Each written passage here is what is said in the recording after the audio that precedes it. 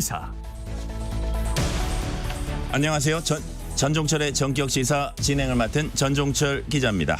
윤석열 대통령이 총리와 대통령 비서실장에 박영선, 양정철 등 야권 인사 기용을 검토했다는 보도가 나왔지만 대통령실은 검토된 바 없다고 해명했습니다.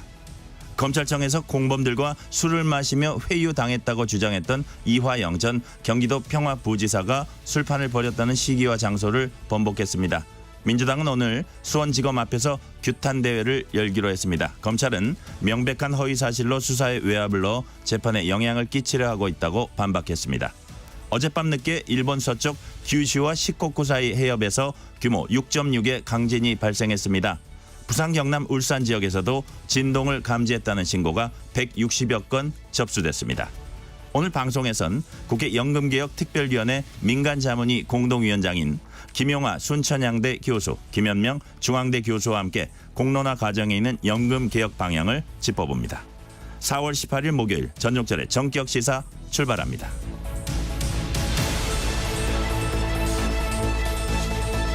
전종철의 전격시사는 유튜브로도 실시간 방송합니다. 문자 참여는 짧은 문자 50원, 긴 문자 100원이 드는 샵9730, 콩 어플은 무료입니다. KBS 1라디오 채널에는 정치, 경제, 사회, 문화 등 다양한 명품 콘텐츠가 있습니다. 구독과 좋아요, 댓글 많이 부탁드립니다.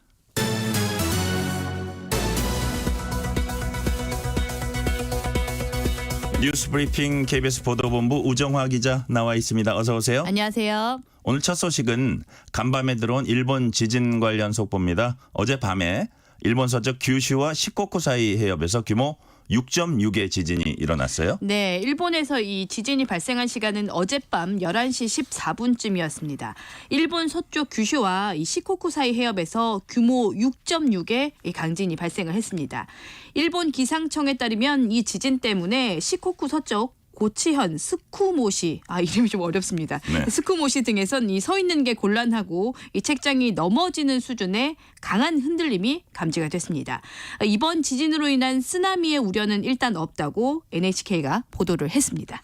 우리나라에서도 진동이 감지됐다는데 어디서 주로 감지됐습니까? 네, 아무래도 이 우리나라와 가까운 규슈 인근에서 좀 지진이 일어나면서 부산과 경남 지역에서 이 지금 신고가 잇따랐습니다. 이 부산과 경남 지역에서 진동을 감지했다는 신고가 160여 건이나 접수가 됐습니다.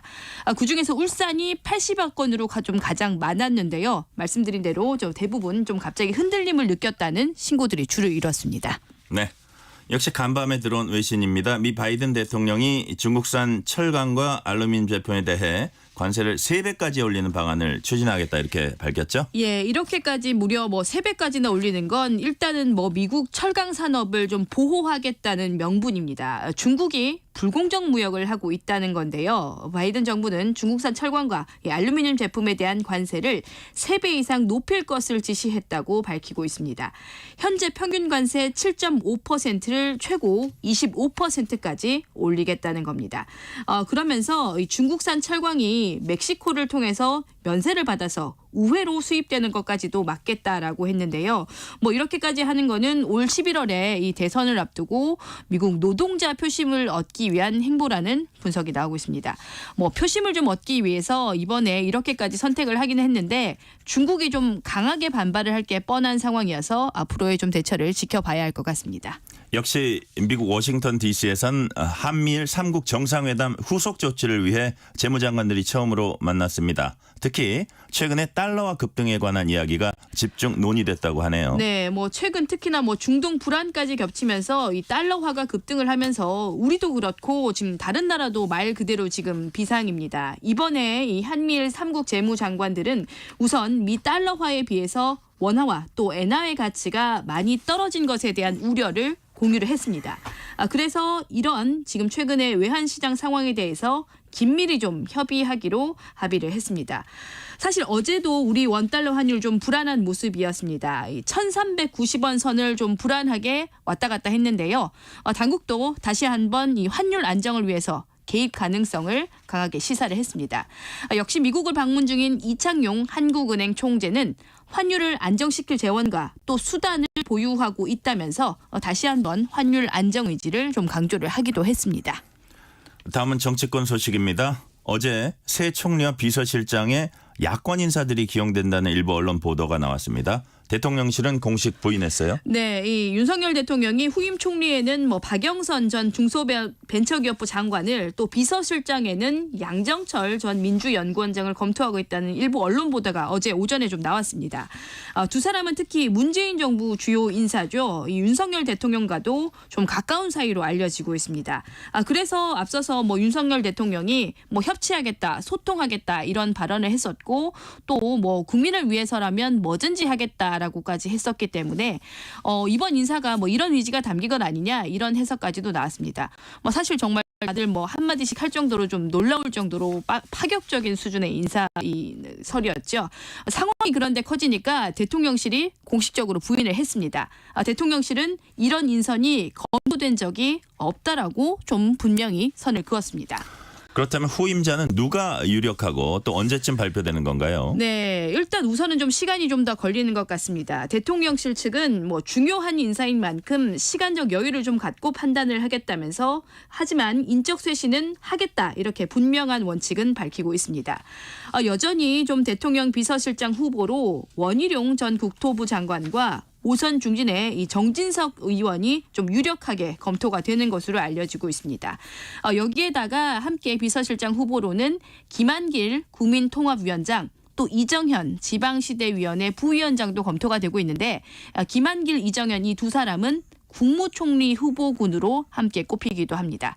당초 이번 주에 인선이 나오는 것 아니냐라고 했었는데 일단은 좀 더 시간을 갖고 지켜봐야 할 것 같습니다.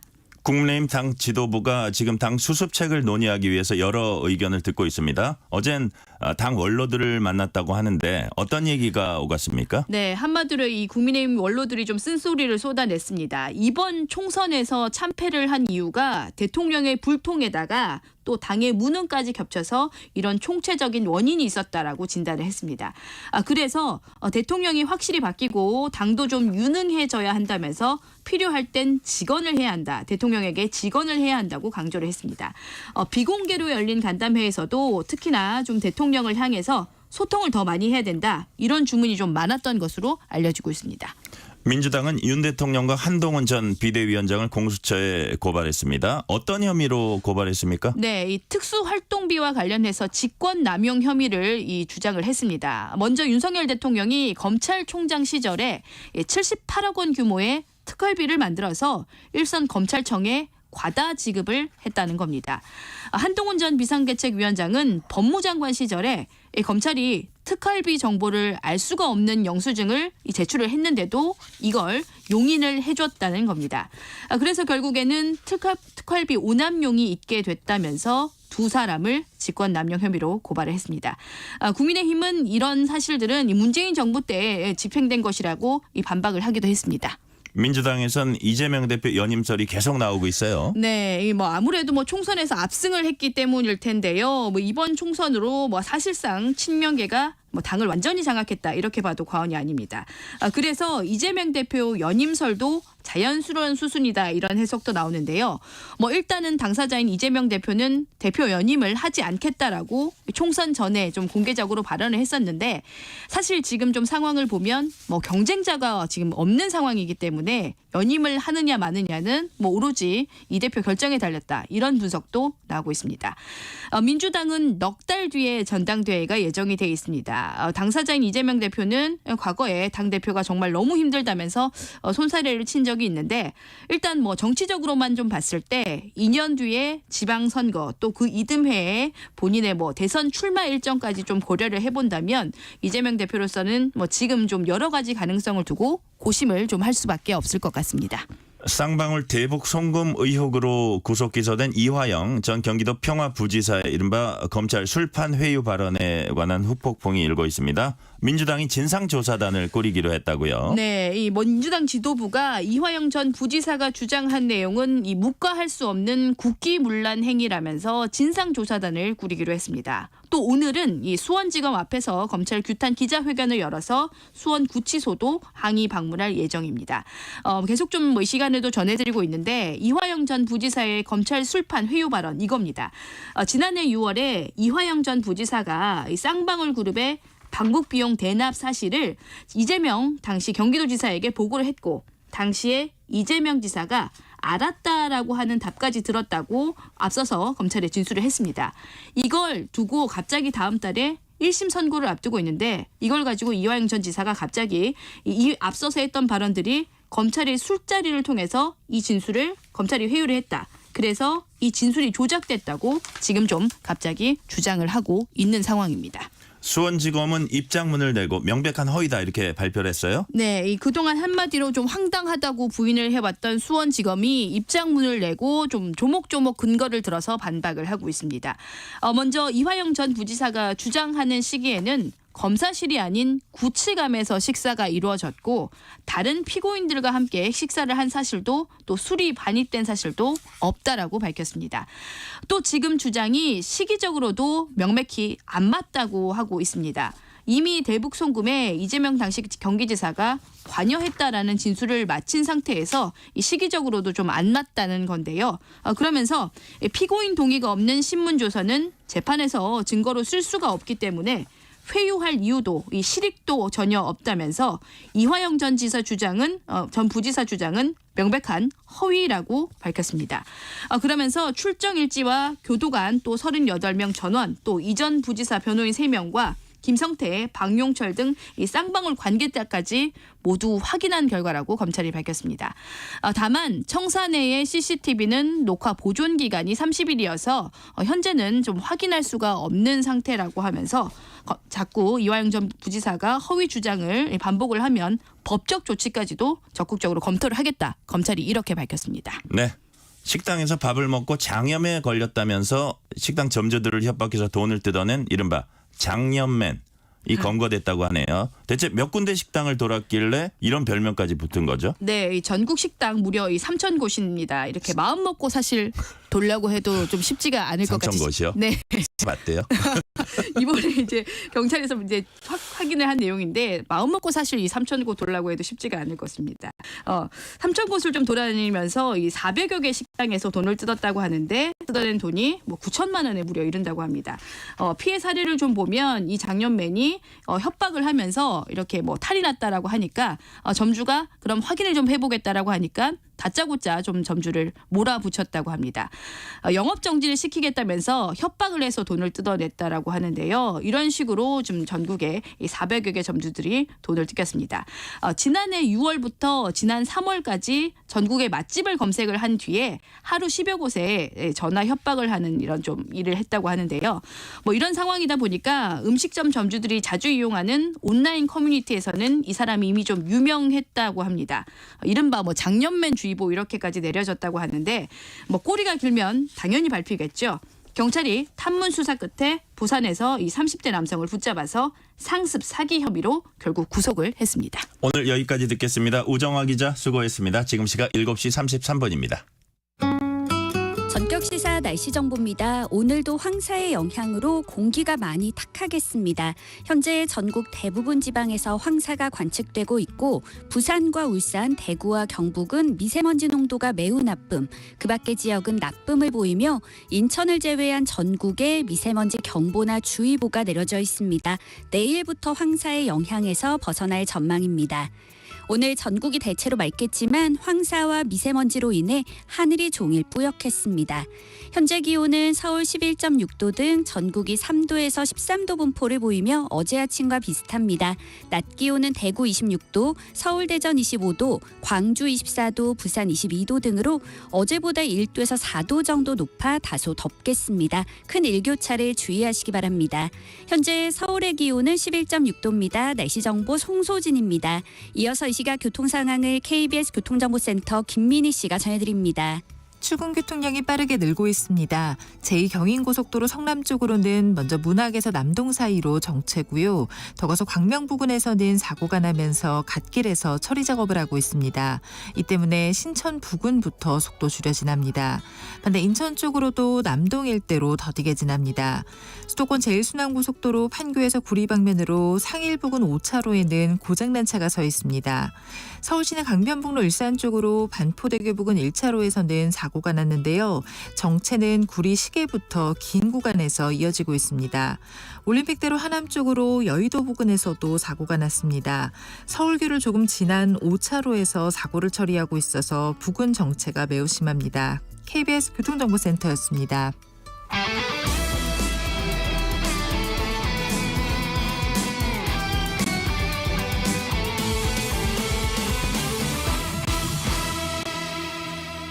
전종철의 전격 시사.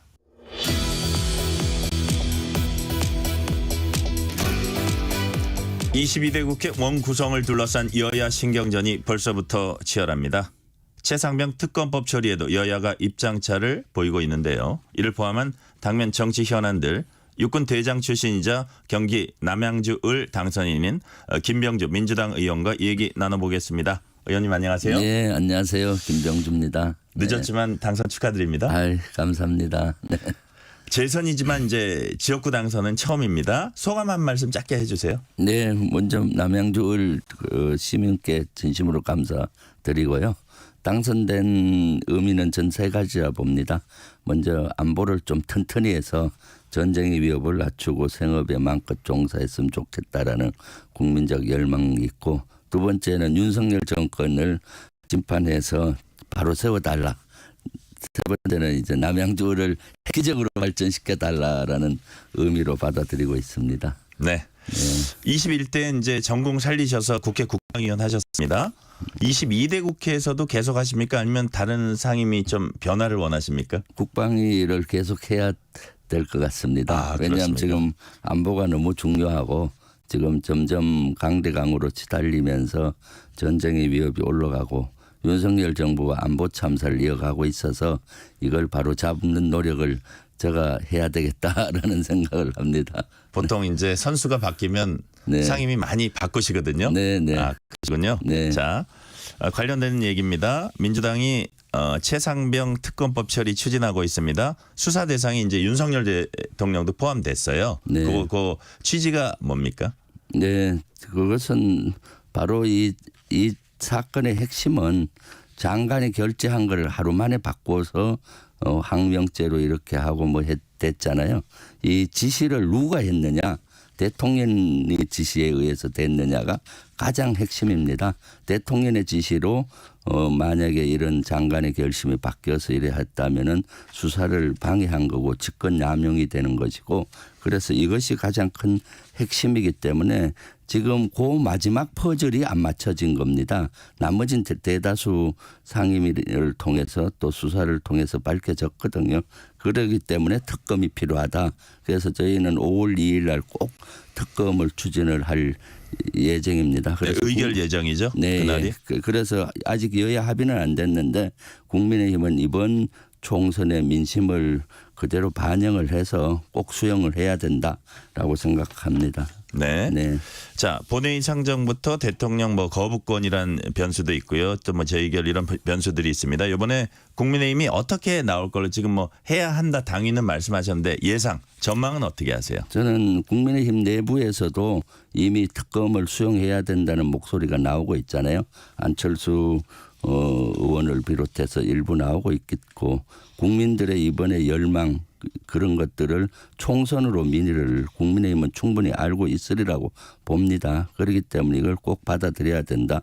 만약 받아들이지 않는다면은 국민적인 저항을 받을 것이다라고 생각이 듭니다. 그래서 지금 여야 협의가 되고 있지만은 국민의힘은 이것은 꼭 합의를 해서 특검을 해서 명명백백히 밝혀야 된다라고 생각이 듭니다. 해당 의혹 핵심 인물로 꼽히는 이종섭 전 국방장관은 위법을 저지른 바가 없으므로 민주당 고발 내용은 그 자체로 논리 모순이다. 또 이제 공수처의 신속한 수사로 정치권 특검 논란을 불식시켜달라. 공수처가 먼저 수사 결과를 내야 되는 거 아니냐 이런 입장을 밝혔거든요. 네. 여기에 대해서는 어떻게 생각하세요? 그럼 뭐 이종섭 전 장관은 현재 핵심 피의자잖아요. 피의자가 이렇게 말할 것은 아니죠. 사실은 이종섭 전 장관은 지금 자숙하고 반성하고 오히려 양심선언을 해야 되는 시점이라고 보는데 이렇게 얘기하는 것은 맞지 않고요. 마치 국민의힘의 논리를 본인의 입으로 이렇게 특검 무마용으로 얘기하고 있지 않나 하는 생각이 듭니다. 지금도 늦지 않았으니까 군 출신답게 또 국군의 수장이었잖아요. 장관으로서 명예를 좀 지켰으면 좋겠다 하는 아쉬움이 있습니다. 네. 개인적으로 잘 아실 것 같아요. 네네, 잘 알죠. 상임위를 통해서뿐만이 아니라 그 전에부터 그죠? 네, 육사 동기생이고요. 그렇죠. 네, 예. 개인적으로는 친하지만 저도 늘 뭐 공적인 거는 공적인 거고 사적인 건 사적이지 않습니까? 네네. 그래서 이것은 실제 공사 구분을 해서 제가 누구보다도 이 진실을 밝히기 위해서 상임위에서도 많이 노력을 했고요. 지금도 그 노력을 하고 있습니다. 아까 이제 이종섭 장관이 그런 말할 처지는 아니다 이렇게 얘기하셨는데 권성동 의원이 또 비슷한 얘기를 했어요. 검찰제도 보완한 상설 특검 명목으로 설립된 게 공수처다. 공수처도 이제 민주당이 문재인 정권 시절에 밀어붙여가지고 사실은 이게 이제 설립이 된 건데 사실 뭐 그 역할론에 대해서는 여러 가지 이제 논란이 있긴 있잖아요. 근데 여튼 공수처가 수사를 하는데 특검으로 가겠다는 건 민주당의 이중성이다. 이게 이제 권성동 의원 얘기인데 이런 비판은 어떻게 보세요? 공수처가 임무를 수사하는 거를 많이 방해하고 있고 공수처가 제대로 임무를 못하게 하고 있는 것은 지금 여권과 대통령실이라고 봅니다. 방해하고 있다? 네, 방해하고 있죠. 왜냐하면 수사하려고 하는 핵심 피의자를 호주 대사로 임명을 해서 도피성으로 이렇게 보낸다든가 또 출국 금지를 시켰는데 이것을 또 법무부나 이런 데서 또 해제를 하고 도피시키고 이렇게 수사를 조직적으로 방해하니까 공수처는 제대로 된 수사를 하기 어려울 거고 공수처 내에서도 공수처장이 지금 공석이잖아요. 대리까지 공석이고 그러니까 이 임무 수행이 제대로 될 리가 없지 않습니까? 이렇게 공수처를 무능화시킨 것은 현 여당과 저는 여권이라고 봅니다. 그렇기 때문에 이제는 더 이상 공수처가 그렇게 하다 보니까 국민적인 신뢰를 많이 잃었습니다. 그래서 특검에 가서 해야 된다라고 생각을 하는 겁니다. 네. 자, 이제 전문 분야인 북한 군사 이슈 한 두세 가지 짚어보고 다시 정치권으로 넘어갈게요. 북한이 최근까지 5차례 극초음속 미사일 시험 발사를 이어오면서 개발에 속도를 내고 있습니다. 신원식 국방장관은 지난 14일 저희 KBS 일요진단 라이브에 출연해서 북한의 극초음속 미사일은 아직 미완 단계다 이렇게 평가를 했어요. 네. 여기에 대해서 어떻게 보세요? 사실 북한의 극초음속 이런 기술이 날로 향상돼서 저는 심히 우려를 하고 있습니다. 아직 완성 단계는 아닌 것 같아요. 신원식 장관도 밝혔듯이 마지막 활공 단계가 완성이 안 된 것 같고 그 마지막 전까지는 된 것 같습니다. 네. 그러니까 상당한 진척을 보이고 있다라고 보고 있고요. 특히 이번에 한 것은 그동안 예전에 한 3번 정도는 액체로 했고요. 네. 연료를 이번엔 고체로 하는 것은 대단히 의미심장하고 우리에게 위협을 줍니다. 액체 연료를 사용한 미사일은 우리가 탐지가 쉽습니다. 그렇죠. 시간이 액체를 걸리잖아요. 주입하는데 그리고 또 액체를 주입하는데 관리도 어렵고 무기로 하기가 어렵거든요.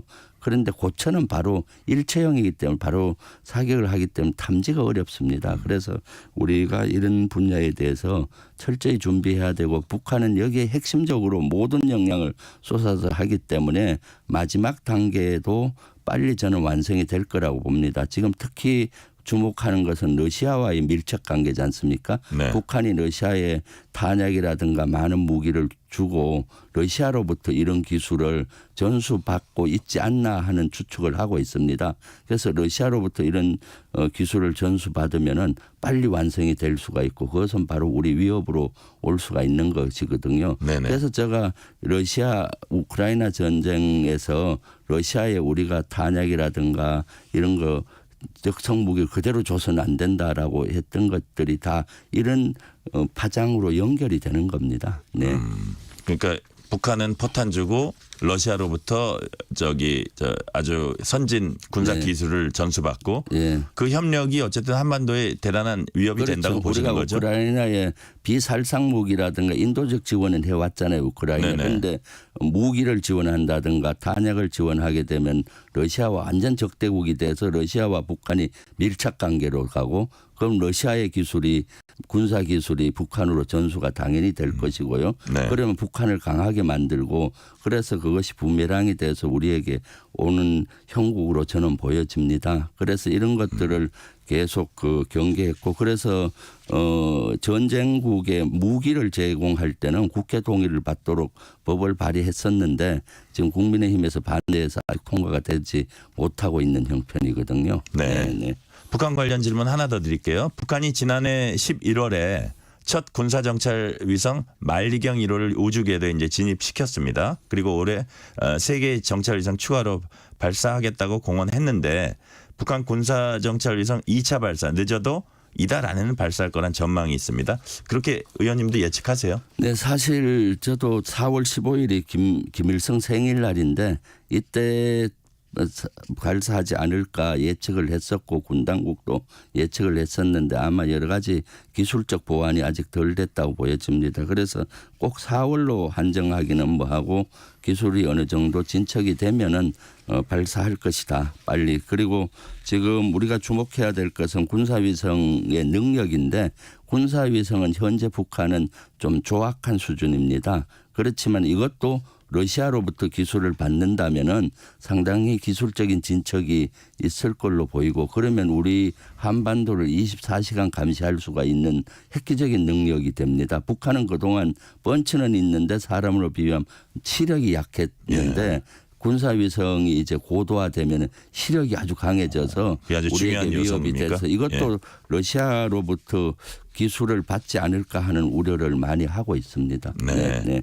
자, 현 정부의 국방정책, 대북정책 이렇게 짤막하게 평가해 주신다면 뭐라고 하시겠습니까? 현 정부 대북 정책은 사실은 강대강으로 치달리고 있지 않습니까? 그래서 점점 전쟁의 위협이 높아지고 있기 때문에 저는 이제는 윤석열 정부도 정책 기조를 바꿔야 된다. 한편으로는 군사력을 키우면서 한편으로는 평화를 만들어가는 노력을 해야 된다. 이번에 총선의 민심에도 이것이 반영이 됐다고 봅니다. 그래서 그렇지 않으면은 전쟁의 위협이 높아지고 그럼 그것이 바로 우리의 경제나 민생의 여파가 오기 때문에 이제 정책 기조를 바꿀 때가 됐다라고 생각을 합니다. 네. 대통령실이 차기 인선과 관련해서 총리와 비서실장 인선입니다. 박영선, 양정철 이런 분들을 검토했다는 일부 언론 보도가 나왔습니다. 대통령실은 일단 부인했는데 여야에서 꽤 격한 반응들이 나왔어요. 네. 의원님은 어떻게 보세요? 일단 뭐 대통령실에서 부인을 했으니까 검토를 안 했다고. 그런데 아마 검토를 하고 이렇게 만약 흘렸다면은 그것은 우리 야당을 분열시키기 위한 어떤 공작의 수단으로 한 것이 아닌가. 지금 야당에서 압도적으로 총선에 이겼지 않습니까? 그래서 이렇게 사실 쓸 의향이 있는 것이 아니라 한번 흘러보고 그러지 않았는데 대통령실에서 부인을 했으니까 더 이상 뭐 거기에 대해서 언급하는 거는 뭐 맞지 않을 것 같습니다. 자, 이화영 전 경기도 평화부지사가 검찰청에서 공범들과 술을 마시고 회유당했다 이렇게 이제 주장을 했습니다. 그 이후에 약간 그 뭐 장소 시기 이런 게 좀 번복되기도 했는데요. 그 민주당에서는 이제 진상조사단 꾸릴 거고 오늘은 이제 항의 방문도 하고 규탄 대회도 열고 합니다. 수원지검 가서. 근데 이제 검찰은 명백한 허위 사실이다. 조목조목 이제 반박을 하면서 민주당이 검찰 수사 신뢰성 떨어뜨리고 재판에 영향을 끼치려 한다 이렇게 이제 주장하고 있어요. 어떻게 보세요? 이런 상황을. 이화영 부지사의 증언은 대단히 구체적이고요. 그럼 이걸 반박하려면은 검찰에서는 구체적인 증거를 가지고 근거나 이런 걸 제시하면서 반박을 해야 되는데 지금 말로만 한 것 같아요. 예를 들면 CCTV에 대한 자료라든가 또한 그 수감 기록 같은 경우도 있고요. 네. 그런 것들을 다 공개를 그 당시 일정에 맞추어서 공개를 하면서 반박을 해야 되는데 그런 근거를 제시 안 하고 지금 말로만 지금 하고 있는 것이거든요. 이하영 부지사의 증언은 아주 구체적이고 나머지는 그냥 거기에 대한 해명 정도인데 만약 이것이 사실이라면은 진짜로 중대한 범죄 사실이 되는 거죠. 수사를 조작하고 진술을 조작하고 그럼 또 국기문란 사건이 될 수 있기 때문에 이것을 명명백백히 밝혀야 된다라는 것이 우리 당의 입장이고 이런 것들이 밝혀져야 되는 것이죠. 네. 네. 자, 22대 원구성 협상 앞두고 국회 법사위원장이 무엇보다 뜨거운 감자입니다. 홍익표 원내대표는 법사위원장, 운영위원장 둘 다 야당이 가져야 한다 이렇게 말을 했고요. 여기에 대해서 이제 여당은 강력히 반발하고 있는데 사실 관례상 운영위원장은 여당이 지금 국민의힘이죠. 법사위원장 제2당인 여당이 이제 가져왔는데 민주당이 법사위원장 가져가겠다는 논리가 뭔가요? 지금 이번 총선 민의가 지금 윤석열 정부의 폭정과 폭주를 입법부가 막아달라. 국회에서 막아달라는 것이 이번 총선 민의지 않습니까? 그런데 법사위원장을 국민의힘에서 그동안 했었죠, 이번에. 그러다 보니까 법들이 핵심 법안들이 거기서 다 막혀버리는 겁니다. 그러니까 실제 국회가 제대로 된 역할을 못하고 있는 것이죠. 그렇기 때문에 이번에는 꼭 법사위원장을 우리 당에서 해서 이러한 일이 없도록 그 행정부의 독주, 윤석열 정부의 독주를 막아달라. 그리고 운영위 같은 경우는 특히 우리 민주당이 해야 된다고 봅니다. 왜냐하면 대통령의 실책이라든가 여러 가지 의혹이 있을 때 운영위를 열어서 국회에서 그런 것들을 해소를 해야 되는데 예를 들면 김건희 여사의 디올백 문제라든가 뭐 이런 여러 가지 문제가 있을 때마다 열어야 되는데 제대로 열지를 않습니다. 저도 운영위원으로서 국민의힘에서 위원장이 반대하고 국민의힘에 반대하니까 운영위가 거의 열리질 않고 있어요. 그러니까 국민적인 의혹들이 풀릴 수가 없는 겁니다. 그래서 운영위와 법사위는 이번에 어떤 일이 있어도 이번 총선 민심을 반영을 해서 우리 민주당에서 해야 된다. 이제 네. 국민의 뜻이고 명령이라고 저는 생각을 합니다.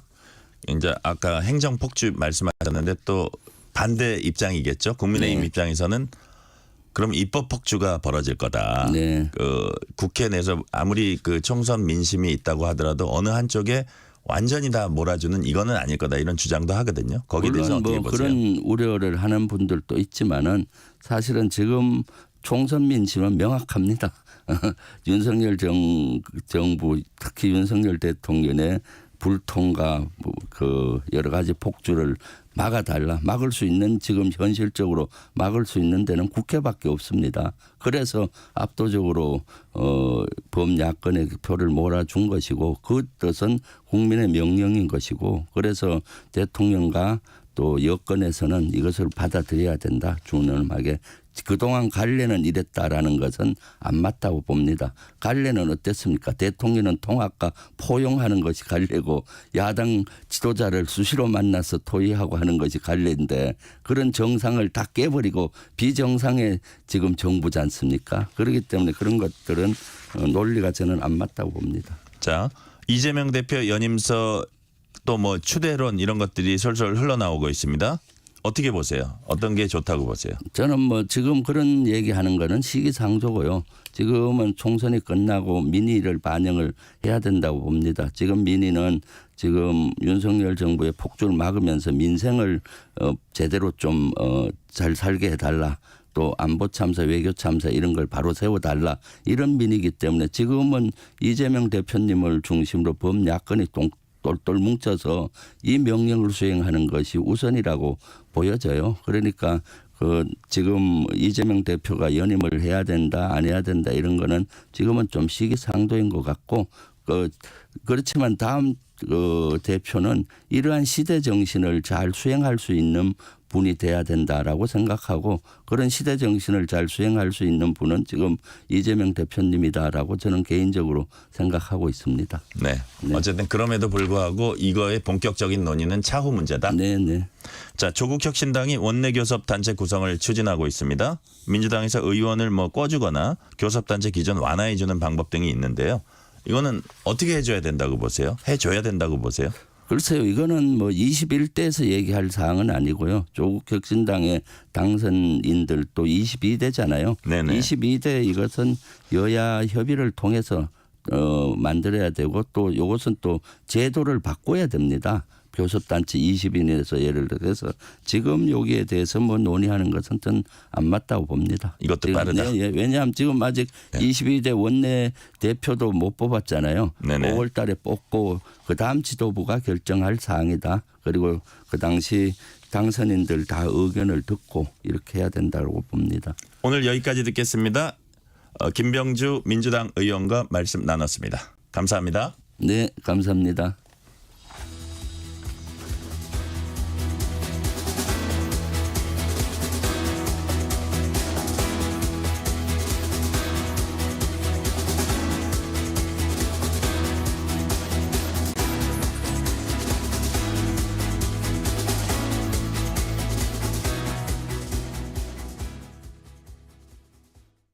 국민 여러분, 병원에 가실 때 불편과 혼란을 줄이기 위해 다음 3가지를 부탁드립니다. 첫째, 가벼운 증상은 가까운 동네 병원을 이용해 주십시오. 대학병원은 중증 환자를 위한 곳입니다. 둘째, 인터넷에서 우리 지역 좋은 병원 찾기 서비스를 검색해 주십시오. 환자 맞춤형 병원을 찾을 수 있습니다. 셋째, 응급실 진료받는 순서는 의사의 판단에 맡겨 주십시오. 더 위급한 환자부터 진료하는 것이 응급실의 원칙입니다. 어려울 때일수록 서로 배려하는 마음이 필요합니다. 보건복지부에서 말씀드렸습니다. KBS 라디오 기후위기 대응 캠페인 지구를 안녕하십니까. 한국자전거정책연합 회장 맡고 있는 유재영입니다. 저 자전거를 좋아해서 근 20년째 거의 매일 자전거를 타고 있습니다. 외국 갈 때도 항상 자전거를 갖고 다니게 되는데 그 이유는 너무 편리하고 즐겁고 환경에도 영향을 줄 수 있기 때문입니다. 파리라든가 런던, 코펜하겐 등 그 외국의 선진 도시들은 그간 도로의 교통 체계를 과거 자동차 중심에서 자전거와 보행자 중심으로다가 많이 전환시키고 있습니다. 이를 통해서 건강도 증등시키고 그다음에 도시의 경쟁력도 높이는 그런 그 지혜로운 정책을 만들어가고 있기 때문에 우리도 이제 그런 정책이 빨리 도입이 됐으면 합니다. 무엇보다도 자전거 이용자에게는 실천할 수 있는 동기부여가 필요합니다. 그 외국의 예를 든다면은 자전거로 통근한 사람들한테는 자전거 출퇴근 수당을 갖다 지급하고 있습니다. 비용도 상당히 돼서 하루에 10km 정도를 갖다 출퇴근하게 된다면은 1년에 약 63만 원 정도의 금액을 갖다가 벌 수 있도록 제도적으로 지원해주고 있습니다. 95년도에 자전거 이용 활성화를 위한 법이 만들어졌는데 그 당시에 자전거 이용 부담률이 2%였었습니다. 근데 현재는 1.6%밖에 안 되고 있습니다. 많은 분들이 자전거는 매우 우수한 교통수단이라는 점을 인식했으면 좋겠습니다. 자전거 친화 도시는 전 세계 모든 사람들이 살고 싶은 도시로 다 선정이 되고 있습니다. 따라서 이런 자전거를 많이 탈 수 있는 것은 도시의 경쟁력, 그다음에 우리의 후대에게 살고 싶은 도시를 물려줄 수 있는 굉장히 훌륭한 정책이라고 생각이 됩니다. 뜨거워지고 있는 지구. 지금 우리의 문제입니다. KBS 라디오 기후위기 대응 캠페인 지구를 지켜라 였습니다.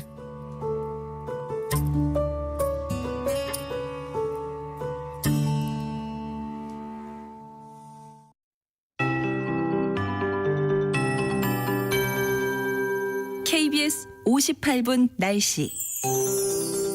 황사의 영향으로 하늘이 뿌옇고 공기가 탁합니다. 현재 전국 대부분 지방에서 황사가 관측되는 가운데 부산과 울산, 대구와 경북은 미세먼지 농도가 매우 나쁨, 그 밖의 지역은 나쁨을 보이고 있습니다. 또 인천을 제외한 전국에 미세먼지 경보나 주의보가 내려져 있고 곳곳에는 입자가 더 작은 초미세먼지 농도도 높은 상태입니다. 오전까지는 전국의 공기가 많이 탁하겠고요. 오후에는 강원 영동과 남부지방을 중심으로 황사가 나타날 전망입니다. 황사는 내일부터 영향에서 벗어날 것으로 예상됩니다. 오늘 전국이 대체로 맑겠지만 황사와 미세먼지로 인해 하늘이 뿌옇게 보이겠고 강원 산지와 경북 북동 산지는 오후 한때 소나기가 오는 곳이 있겠습니다.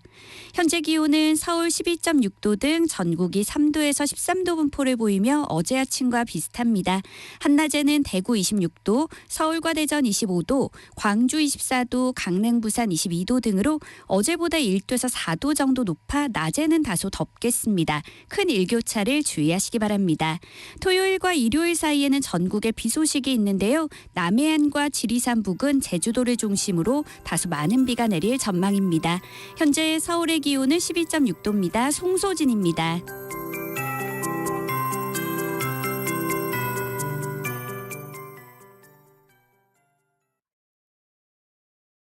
정성을 다하는 국민의 방송 KBS가 8시를 알려드립니다.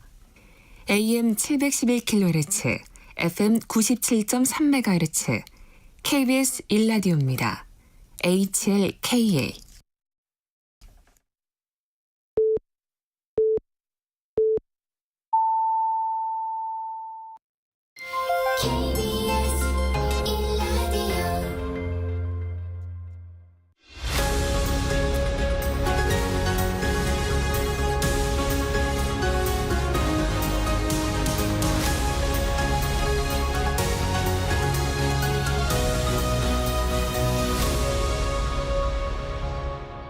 전종철의 전격 시사.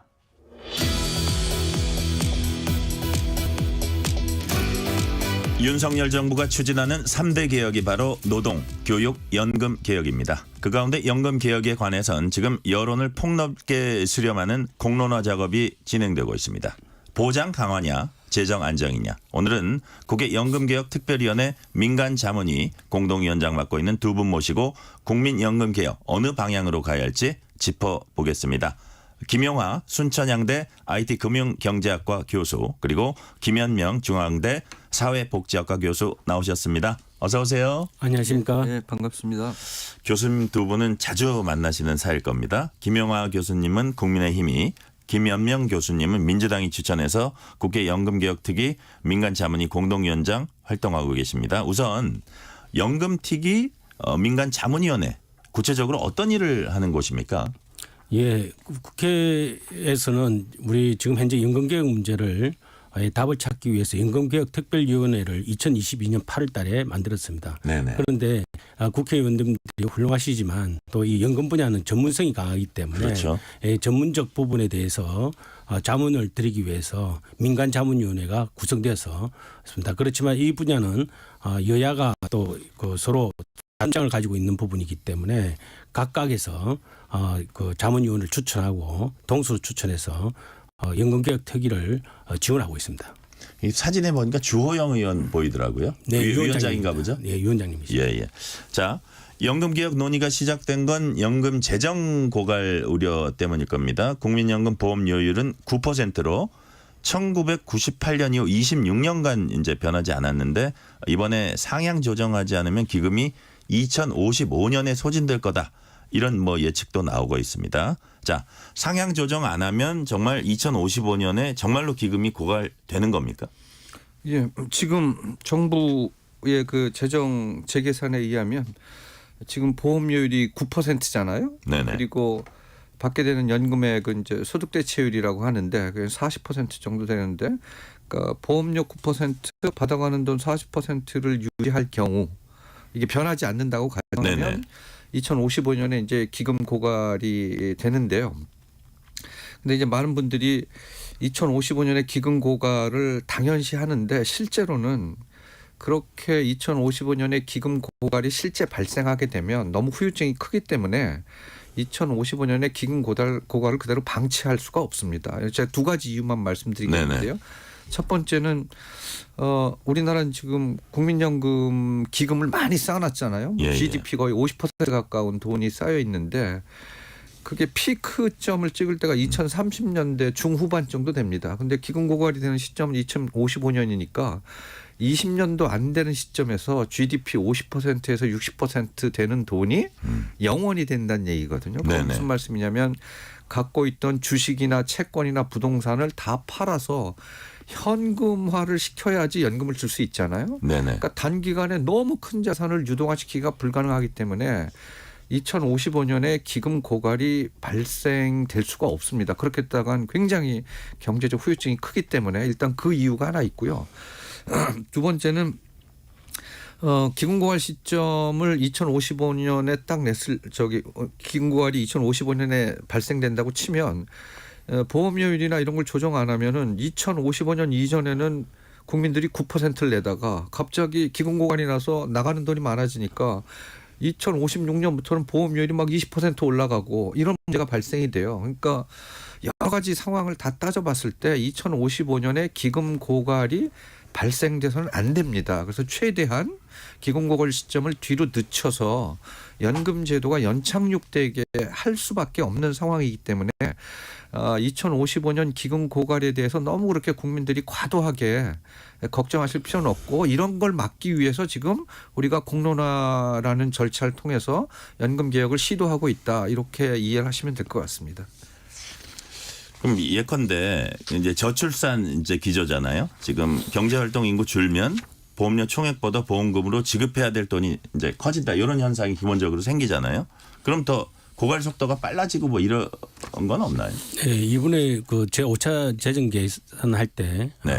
이제 인구 부분이 굉장히 중요한 부분입니다. 그 인구 부분 전망은 국민연금 재정추계위원회에서 가정을 하는 게 아니고 통계청에서 2022년에 발표한 인구 전망에 기초하고 있습니다. 네네. 통계청의 인구 전망 자체가 합계 출산율이 2023년 되면 0.73명으로 떨어진다. 그리고 향후에는 좀 더 다시 조금 회복돼서 네. 2050년 정도 되면 1.21명으로 회복된다. 이 정도로 가정하고 재정 추계를 하고 있습니다. 그래서 현재의 인구 상황을 상당히 반영하고 있다라고 생각하시면 될 것 같습니다. 아, 인구 상황까지 반영됐다.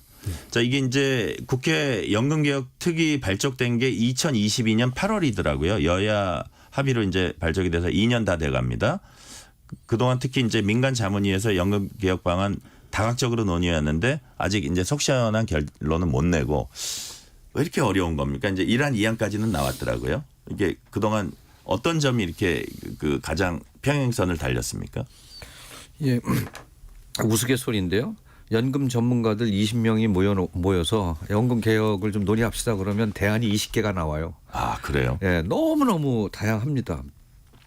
그래서 이제 연금 개혁에 엄두를 안 내는 게 너무나 다양한 방안들이 나오고 대략 범위가 좀 좁혀지면 그걸 갖고 논의를 할 수가 있는데 그것 자체가 어려워요. 그래서 그럼 1안 2안까지 나온 것만 해도 많이 온 거네요. 예, 제가 그 말씀을 드리려고 하는데 예. 민간자문위원회가 구성이 돼서 한 네. 1년 이상 열심히 토론과 논의를 했고 바깥 의견도 듣고 해서 연금개혁 특별위원회 산하에 자문위원회가 기여한 거라는 거, 잠깐 자문위원회, 그다음에 이번에 공론화위원회가 연금개혁에 기여한 것은 지금 현재 시점에서 국민들이 수용 가능한 개혁의 최대치가 어디냐, 그 범위를 정해준 것이 굉장히 중요한 성과죠.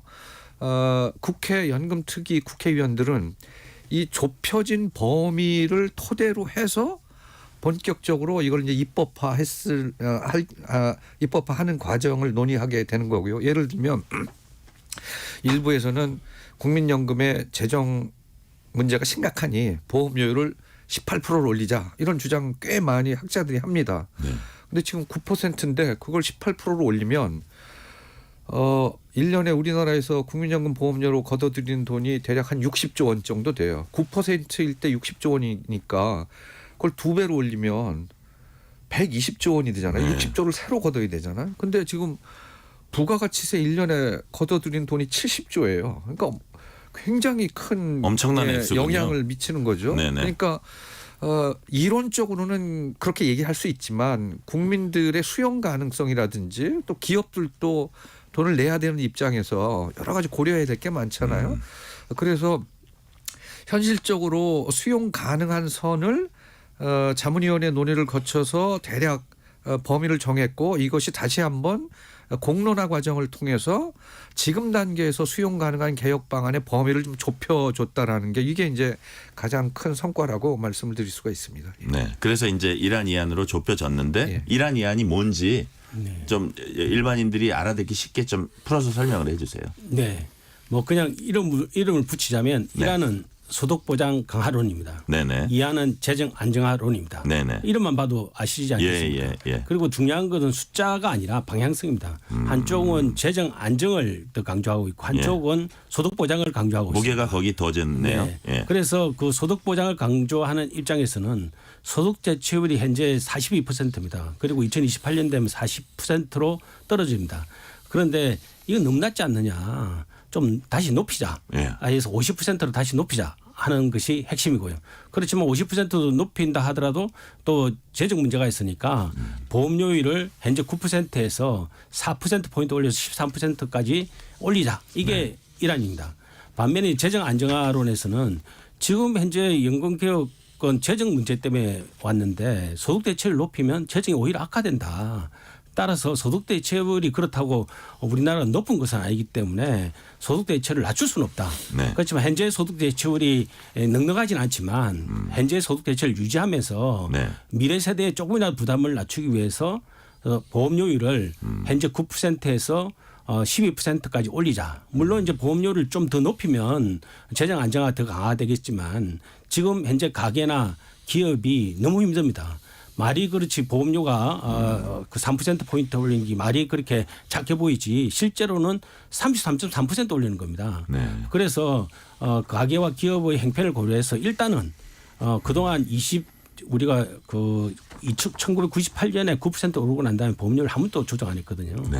그래서 그 이후에 이제 보험료를 좀 인상하는 물꼬를 트자, 그 방향을 잡자 해서 12%까지 올리는 안을 만들고 있습니다. 자, 저처럼 이제 구체적인 사항까지는 잘 모르는 사람이 들어보니까 소득보장론은 조금 더 받아도 이거 이렇게 고갈을 그렇게 걱정할 수준은 아니게 우리가 할 수 있다 이런 것 같고, 그다음 재정안정론은 그것 조금 더 받으려 그러다가 정말 더 이 재정의 안정성이 위험에 처할 수 있다 이런 것 같거든요.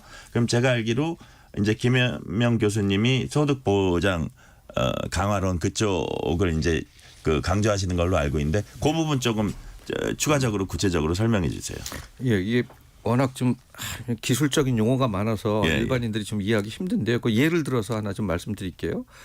그 지금 국민연금에 한 2,300만 명이 가입돼 있는데 네. 국민연금에 가입돼서 보험료를 내야 되잖아요. 그럼 이제 소득을 신고해야 됩니다. 네. 2,300만 명이 다 소득을 신고했는데 그 신고한 소득의 평균액이 얼마냐면 대략 한 300만 원 정도 됩니다. 예, 예. 그러니까 그러면 예를 들어 300만 원 정도 월급을 받는 사람들이 국민연금에 실제 가입하는 기간을 따져보면 앞으로 한 27년 정도 가입한다고 가정을 하면 예. 실제 받는 연금액이 어느 정도 되느냐. 그러니까 월급 300만 원 정도 계속 유지하고 예, 예. 27년 이제 평균이 300이라 이거죠. 네. 예. 그 내가 이제 평균적인 월급을 받는 사람이고 300만 원 정도. 예, 예. 27년 동안 보험료를 납부를 했다. 그러면은 현재 수준으로 받을 수 있는 연금액이 한 81만 원 정도 됩니다. 네. 40%를 전제로 했을 경우에. 근데 그거를 이제 저희 소득보장론에서 주장하는 것처럼 50%를 올렸을 경우에는 이게 한 101만 원 정도로 20만 원 정도 올라갑니다. 100만 원은 넘어가네요. 예, 20만 원 정도 올라가는데 지금 소득보장을 주장하시는 분들이 이거를 막 60% 70% 올려갖고 지금 유럽 수준의 풍족한 연금 제도로 만들자고 하는 주장이 아니에요. 네. 그렇게 하기엔 너무 재정 부담이 크기 때문에 그렇게 갈 수는 없고 뭐를 생각하는 거냐면 국민연금을 받고 기초연금을 받고 이 두 가지를 합쳤을 때 중산층들이 아주 최소한의 생활을 할 수 있는 수준, 그게 혼자 살 경우에 최소 생활비라는 게 있지 않습니까? 그게 이제 여러 가지 측정 방법이 있는데 대략 저 국민연금공단에서 제시한 자료에 의하면 한 124만 원 정도 돼요. 그러면 소득 대체율을 50%로 올리면 제가 지금 말씀드린 것처럼 20만 원 정도가 늘어나거든요. 그러면 대략 국민연금에서 한 100만 원, 기초연금이 한 30만 원 정도 더해지게 되면 1인 가구, 1인 노인의 최소 생활비 정도는 된다라는 얘기죠.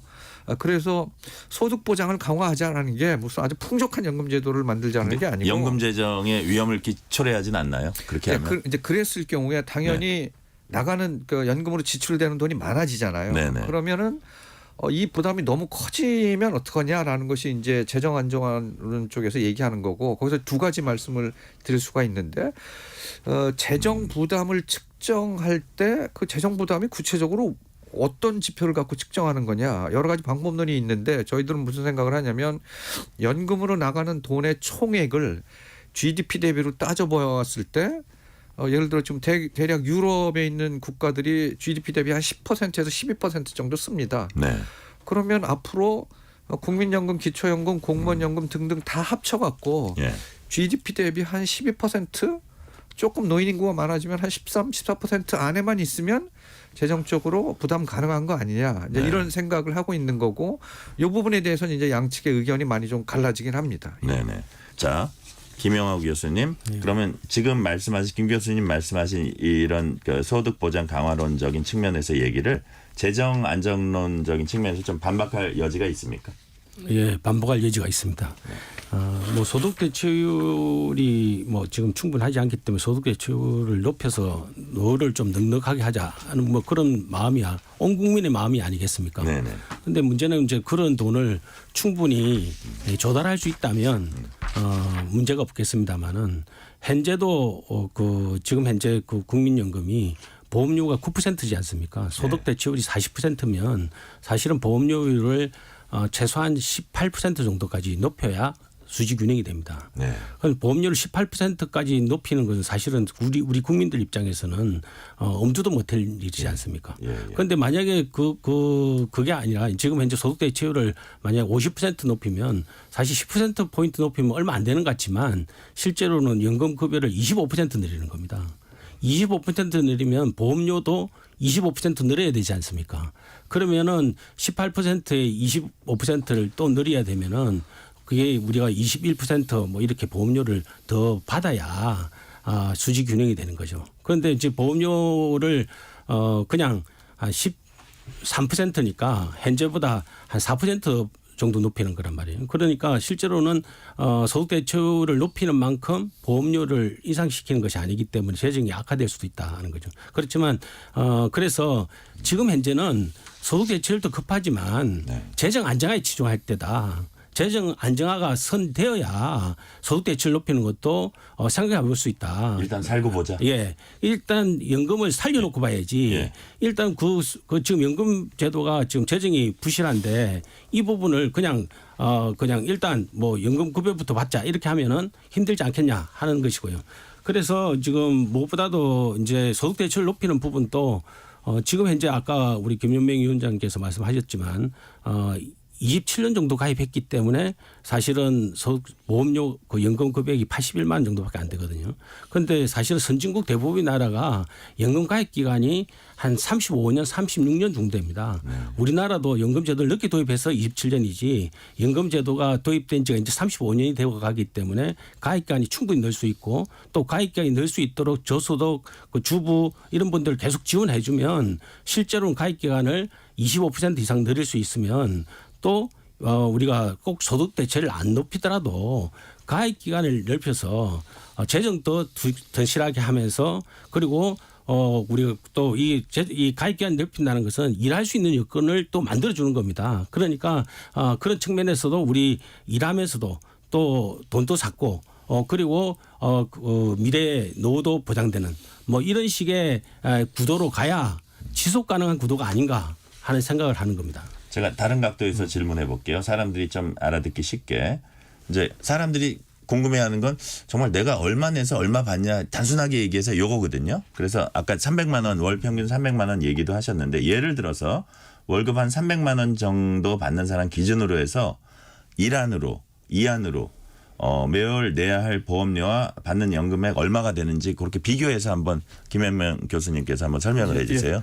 예, 지금 보고 말씀드리기 전에 김용화 위원장님 거에 대해서 좀 보완 말씀드리면 소득 보장을 강화하자고 하는 사람들이 연금보험료를 올리지 말고 그냥 동결한 상태에서 소득 보장만 하자 이렇게 주장하는 사람 아무도 없거든요. 그래서 저희들도 그거에 상응하는 보험료 지금 많이 받는 만큼 당연히 많이 내야죠. 그래서 한 13% 수준까지는 일단 가는 거에 대해서 다 동의를 했고 그렇게 가자라고 지금 얘기를 해서 그래서 이제 일안이 나온 거다라는 말씀 드리고요. 그다음에 이제 많은 국민들이 궁금해하는 게 저 보험료율 올라가면 내가 얼마나 더 내야 되는 거야. 이게 이제 제일 궁금하신데 아까 그 300만 원 월급 받는 분을 기준으로 하게 되면 보험료율을 예를 들어 13%까지 올리면요. 일안이죠. 예. 근데 13%까지 올리는데 예를 들어 올해 법이 통과되면 내년부터 9%가 13% 되는 게 아니고요. 대개 한 0.1년에 0.3%나 혹은 0.5%씩 단계적으로 인상해 가는 거라서 실제 체감되는 건 좀 많이 약화될 겁니다. 근데 아무튼 9%에서 13%로 올린다고 하면 지금 300만 원 월급자 기준으로 대략 9%일 때 보험료가 13만 5천 원 정도 되는데요. 네. 이게 19만 5천 원으로 순증이 한 6만 원 정도 더 늘어나게 됩니다. 예, 예. 12%로 보험료를 올리게 되면 보험료가 13만 5천 원에서 18만 원으로 대략 한 4만 5천 원 정도 증가가 되는데 예. 6만 원이 증가된다 하더라도 결국 이제 노사가 반반 부담하기 때문에 일반 국민들은 한 3만 원 정도 증가가 되는 거고 그리고 이걸 무리하게 뭐 1년에 3만 원 팍 뛰게 할 수는 없어서 단계적으로 인상하기 때문에 대략 1년에 만약에 0.5%씩 인상한다 그러면 1년 보험료가 대략 한 5, 6천 원 정도 더 증가되는 또 그렇게 할 수밖에 없어요. 예. 왜냐하면 이게 심각한 경제활동에 영향을 미치기 때문에 그래서 충격이 안 가도록 굉장히 서서히 완만하게 그렇게 이제 진행이 될 거다라는 말씀 드리겠습니다. 네. 자, 근데 1안과 2안이 나왔을 때 보험료율 그렇게 올려도 기금 고갈 시점은 7, 8년 정도밖에 늦출 수 없다. 이런 언론 보도도 상당히 많았습니다. 그건 무슨 얘기예요? 예, 우리가 이제 보통은 이제 연금 개혁한다면 예. 뭐 기금 고갈 시점을 늦추는 것인데 1안이나 2안이나 뭐 우리 뭐 1안 그 지금 그 기금 고갈 시점이 지금은 2055년 나와 있지 않습니까? 예, 예. 그럼 예를 들면 이제 그 소득 보장을 강한 쪽의 안을 그대로 적용하면은 2061년이나 62년, 네. 그 다음에 이제 그 재정 안정화론 쪽을 주장하면은 2062년, 2063년 하니까 사실은 뭐 6, 7년, 7, 8년 정도 늦추는 거기 때문에 이건 너무 미약하지 않느냐 네. 하는 것이고요. 뭐 그런 부분에 대해서 국민들의 우려는 충분히 인정됩니다. 근데 어떻게 해야 됩니까? 그때 가서 그래서 또 대책을 세워야 되는 겁니다. 뭐 이제 두 가지가 있습니다. 예. 하나는 지금 현재 우리가 이런 이제 재정 추계 결과를 내놨을 때 전제는 기금 운용 수익률이 4.5%라는 전제를 하고 있습니다. 그런데 지금 현재 우리 작년도 2023년까지 네. 지난 35년간의 평균 수익률이 5.92% 정도 됩니다.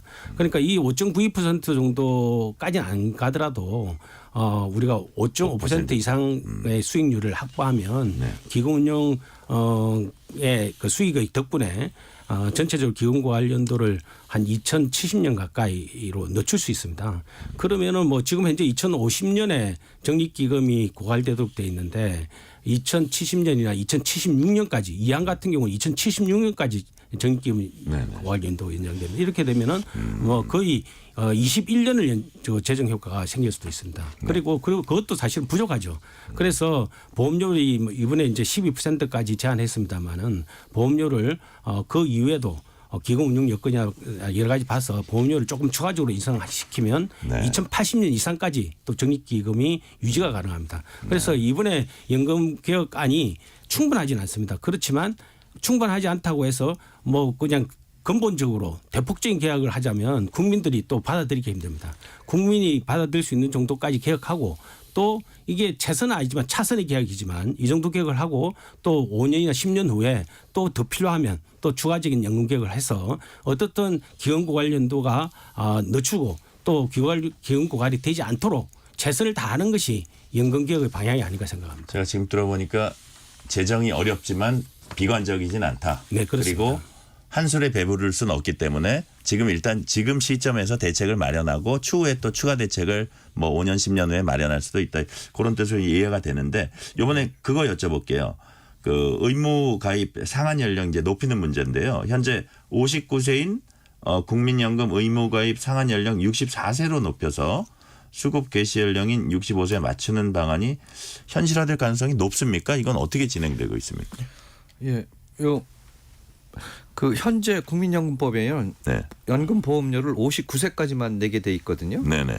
근데 이제 그 연금을 받는 시점은 지금 서서히 늦춰져 갖고 65세로 지금 늦춰지거든요. 네네. 그러면은 이게 안 맞잖아요. 예, 보통 다른 나라들은 자기 소득 활동이 딱 끝나는 시점하고 바로 연금 받는 시점하고 바로 연동이 돼 있어서 이제 중간에 소득 공백이 없습니다. 네.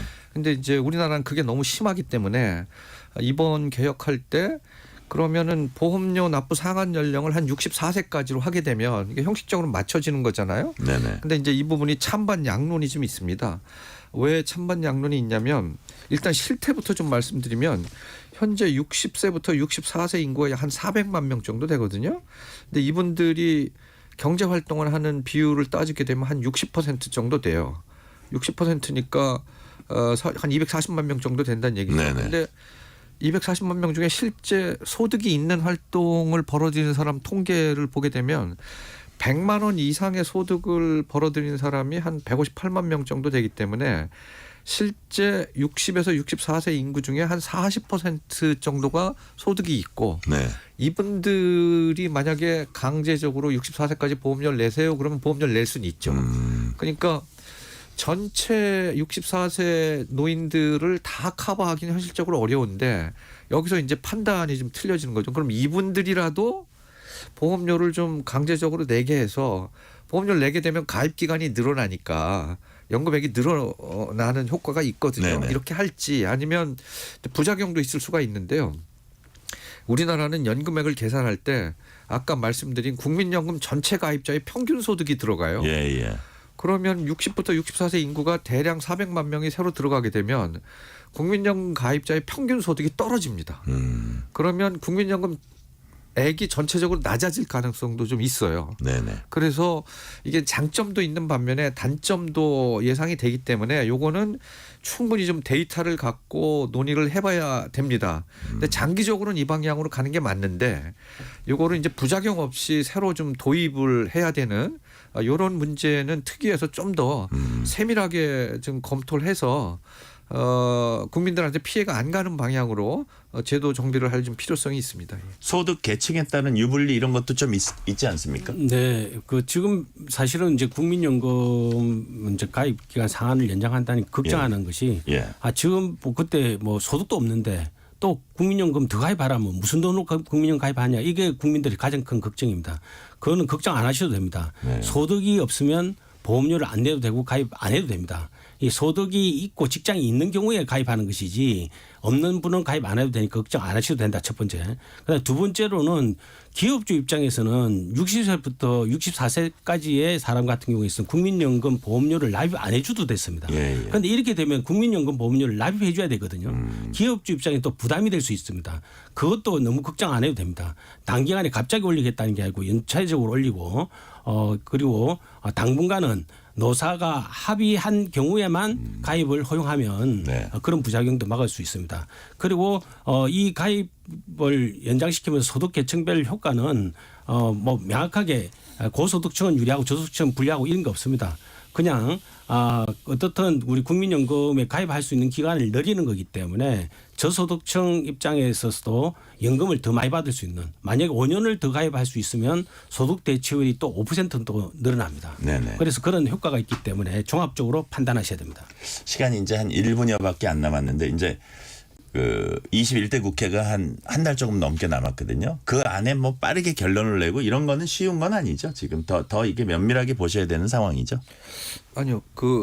이거 연금 특위가 만들어져서 민간 자문위원들이 개혁 방안을 논의하고 지금 뭐 굉장히 거액의 돈을 들여서 공론 절차까지 밟고 있기 때문에 선택할 수 있는 대안의 범위는 이미 좁혀놨습니다. 마지막으로 이제 점을 찍는 활용점정의 역할을 국회가 해야 되는 거기 때문에 21대 국회 가능하다. 예, 저는 한 달 정도 이제 남았는데 그동안 뭐 아무 논의가 없었으면 불가능한 얘기지만 상당히 많은 사전 논의를 해왔기 때문에 저는 이제 정치권에서 결단만 하면 충분히 가능한 상황이다 이렇게 말씀드리고 싶습니다. 교수님 죄송합니다. 한 10초, 15초만 말씀해 주시면. 이번 21대 국회에서 연금개혁안 반드시 통과해야 됩니다. 마지막 21대 국회의 과업이라고 생각합니다. 네, 오늘은 여기까지 듣겠습니다. 연금개혁특별위원회 민간자문위원회 공동위원장이신 김영하 순천향대 IT금융경제학과 교수, 김현명 중앙대 사회복지학과 교수였습니다. 감사합니다. 전종철의 전격시사 2부 순서 마치고 3부가 이어집니다.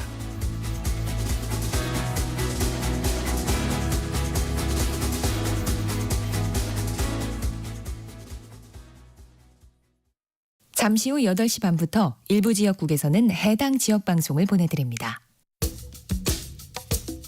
워렌 버핏은 가치 투자, 필립 피셔는 성장주 투자, 피터 린치는 장기 투자, 그리고 성기영은 경제쇼. 방법은 달라도 목표는 하나. 여러분을 성공의 길로 안내합니다. 평일 오후 4시 5분 성기영의 경제쇼. 주말 오후 5시 5분 정보를 업그레이드한 성기영의 경제쇼 플러스.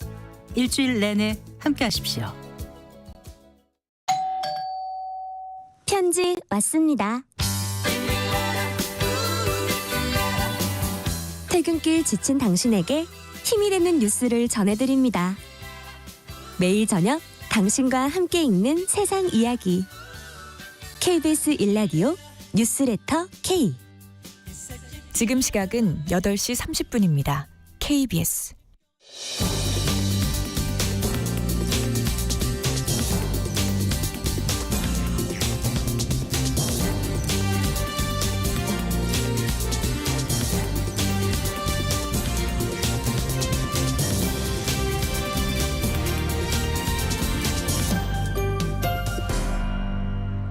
전종철의 전격 시사.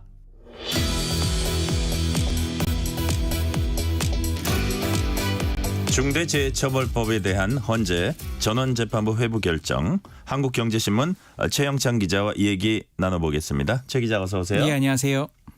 최근 중소기업계가 중대재해처벌법의 위헌 여부를 놓고 헌법재판소에 심판을 청구했습니다. 그런데 어제 헌법재판소에서 전원재판부에 회부하라는 이제 결정을 내렸죠.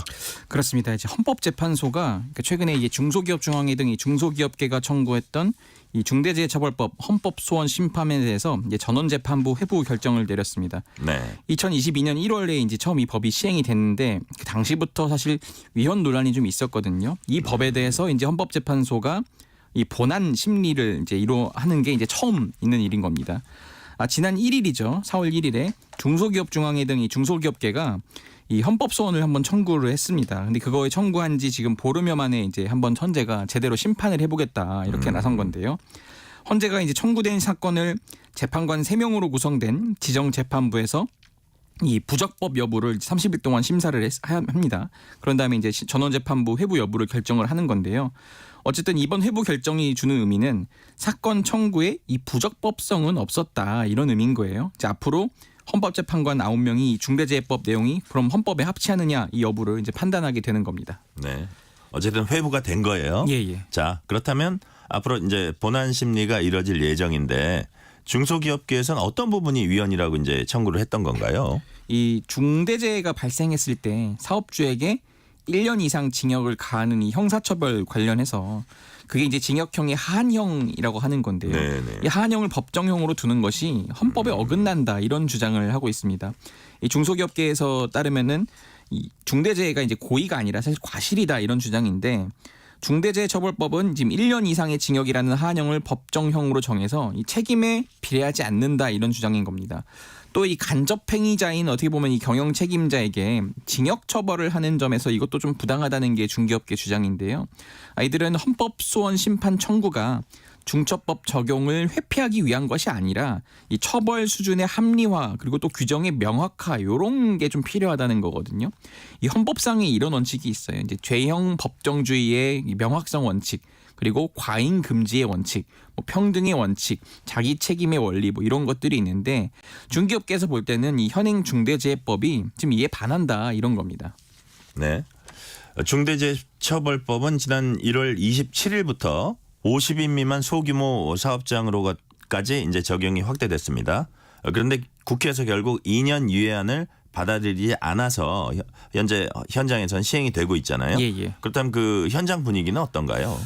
아무래도 중대재해처벌법 이제 소규모 사업장까지 내려온 건데 안전에 대한 경각심은 이제 2022년 처음 시행될 때부터 해서 지금 산업 현장 내 확실히 자리 잡은 부분이 있어요. 이제 제가 현장 다녀보면은 대기업부터 소규모 공장에 이르기까지 첫째도 둘째도 이제는 안전이다 이렇게 안전을 확실히 챙기도록 이제 하는 그런 현장에서 적극적으로 당부하는 모습들이 많이 보이는데요. 네. 다만 이게 주객이 전도된 것 아니냐 이런 지적이 나오는 게 있는데 예를 들어 지금 이번에 이제 범위가 확대되는 게 중소기업과 이제 소상공인들까지 확대가 된 거거든요. 그렇다면 이제 뭘 어떻게 준비를 해야 되는 거냐 이거에 대한 좀 지침이 좀 명확하지 않다는 거예요. 굉장히 현장에서 막막해하고 있는 것들이 있고 중소기업인과 또 소상공인 대상으로 각종 교육이 뭐 고용노동부라든지 뭐 여기 뭐 어디 뭐 로펌이나 뭐 컨설팅 회사 이렇게 교육이 진행이 되고 있긴 한데 개별 사업장 사정에 맞춰서 좀 약간 알아서 잘 준비하라는 식의 원론적인 설명이 좀 많다는 게 업계 쪽 주장입니다. 나눠주는 설명 자료도 있고 한데 그런 것들이 좀 그냥 있는 법령을 풀어 쓴 것에 그쳐서 이거 좀 맹탕 아니냐 뭐 이런 주장도 하고 있습니다. 그러니까 그 받아들이는 그 법을 적용받는 주체들이 제대로 그걸 소화를 못하는 특히 그렇죠. 작은 기업일수록 그런 상황인가요? 예, 맞습니다. 이제 비용만 많이 수반되고 이거 결국은 로펌이나 뭐 컨설팅 업계에 돈 벌어다 주는 건 아니냐 뭐 이렇게까지 지금 주장이 나오고 있는 겁니다. 네, 현장 분위기는 그렇고요. 네네. 자, 일단 법이 시행됐지만 또 중개업계에선 지금이라도 2년 이상 유예를 해달라 이런 네. 목소리가 나오고 있다고 하네요. 그렇습니다. 지금 21대 국회가 사실 아직 한 달 반 정도 임기가 남았잖아요. 네네. 여기에서 이제 국회 본회의를 통과하지 못하면 이제 법안들이 다 자동 폐기가 되는 건데 이 때문에 중개업계에서는 남은 임기 안에 이 법 유예안이라도 꼭 통과해달라 이렇게 지금 촉구를 하고 있습니다. 사실 지난 1월 시행 이후에 2월 초였죠. 여야가 극적 타결 직전까지 갔었는데 의석수가 많은 더불어민주당 내에서 이제 의원총회를 거쳤더니 정부와 여당이 제안한 이 2년 유예안을 결국 수행하지 않기로 하면서 합의가 불발된 거거든요. 그러니까 민주당에서는 그 산업안전보건청 설치를 한번 요구를 했는데 이걸 대통령실이나 여권에서 좀 난색을 표하다가 결국 막판에 이제 수용할 수 있다는 입장으로 간접적으로 피력을 했는데 네. 그래서 이제 합의가 글물새를 타냐 이럴 줄 알았는데 민주당 내 강경파 벽에 막혀서 이제 결국은 합의가 안 된 거죠. 하지만 지금 경제계에서 지속적으로 요구하고 있다 보니까 남은 임기 1년 동안 좀 처리를 남은 임기 이제 한 달 반 남았죠. 그동안 좀 처리를 할 수도 있지 않겠냐 이런 좀 기대감이 중개업계에서 계속 나오곤 있습니다. 아, 그렇군요. 계속 기대를 하고 있다. 네네. 자, 이 주제는 요 정도까지 하고요. 이번엔 주제를 바꿔봅니다. 이번엔 호텔 축의금 얘기입니다. 네. 호텔 결혼식 가끔 가시죠? 네, 지난주 주말에도 갔다 왔습니다. 예. 갈 때마다 좀 고민되고 그런 게 있죠. 고민되죠. 사실 그죠? 뭐 이게 다들 나름대로의 이제 그 경조사 기준금이 있는데 예. 이번엔 또 제가 처음 가봤거든요. 이제 서울 중심가에 있는 호텔을 처음 결혼식 저 아는 분은 그 호텔에다 전화해가지고 밥값이 얼마냐고 물어보는 분들도 있어요. 저도 사전 취재를 통해서 여기에 대충 얼마라는 거는 알고는 갔지만 사전 취재를 하세요? 예, 최 기자도? 예, 그래서 이거를 그에 맞춰서 내줘야 되나 아니면은 그래도 일관성 있게 다른 사람들 형평성에 맞춰서 이거 해야 되냐. 그러니까 이게 이런 많은 사람들 고민이에요. 많은 고민이 있습니다. 자, 본격적으로 질문 드리겠습니다. 예. 호텔 결혼식에서 결혼을 하면 축의금 얼마 내야 하는지 온라인 커뮤니티에서 연일 화제입니다. 네네. 최근 10,000명에게 물은 이제 설문조사 결과가 공개됐는데 거기 어떤 내용 담겼습니까? 네. 먼저 이제 그 호텔 결혼식 그 축의금 전에 일단 그래도 일반 결혼식장이 많을 거 아닙니까? 이제 신한은행에서 이제 어제 보통 사람의 금융생활 보고서라는 걸 공개했는데 지난해 10월에서 11월 사이에 이제 그 조사를 한 거고 만 20살부터 64살까지 이제 경제활동자 1만 명 대상으로 조사한 겁니다. 이 축의금 액수가 가장 눈에 띄었는데 결혼식에 참석하지 않고 봉투만 내는 경우 있지 않습니까? 네네. 그럴 때 이제 5만 원이라고 답한 비율이 52.8% 가장 많았습니다. 또 이제 결혼식에 참석하지 않고 그런데 어쨌든 그 봉투만 전달한 경우에 가장 많은 평균 금액을 해보니까 이 평균은 또 함정이라는 게 있지 않습니까? 지금 8만 원이라고 나타나는 게 많았는데 그러니까 이제 뭐 10만 원을 주든 뭐 15만 원 주든 뭐 액수 큰 분들도 있으니까 어쨌든 그렇게 한 거고 가장 많은 답한 비율은 5만 원이었다라고 말씀드릴 수 있고요. 이 금 직접 참석한다면 얼마를 내냐 이런 질문이 있는데 10만 원이라고 답한 비율이 67.4%로 가장 많았습니다. 여기 이제 평균을 구했더니 한 11만 원 정도 되고요. 직접 참석한 거에 평균이 11만 원. 네네. 근데 어쨌든 10만 원이라고 답한 비율이 한 10명 중 7명이었던 거니까 이제는 그 평균 스탠다드라고 하죠. 결혼식장 참석의 그 기준이 거의 10만 원으로 이제 올라간 것 같습니다. 자, 참석 여부에 대해서 설명해 주셨고 결혼식 장소가 호텔이면 축의금 내는 액수 달라지겠네요. 달라지더라고요. 이제 식대가 비싼 호텔이기 때문에 아무래도 달라졌는데 일반 식장에서 열리는 결혼식에 참석할 경우에는 15만 원 이상 내겠다는 비율이 한 10%밖에 안 됐는데 호텔 결혼식으로 바꿨더니 갑자기 16.5%로 늘어났습니다. 그러니까 호텔 결혼식 평균 축의금 액수가 한 12만 원이었거든요. 근데 이제 나이대별로 보면은 뭐 20에서 30대는 직접 참석하지 않으면은 축의금 덜 내도 된다 이런 의견도 한 67%가 동의했는데 어쨌든 40대 이상은 50%밖에 동의 안 한 거고요. 그러니까 결과적으로 호텔에서 결혼하면은 그래도 한 5만 원 정도는 더 내야 된다는 생각을 하는 분들이 한 비율적으로 조금 더 많다 이렇게 지금 보시면 되겠고요.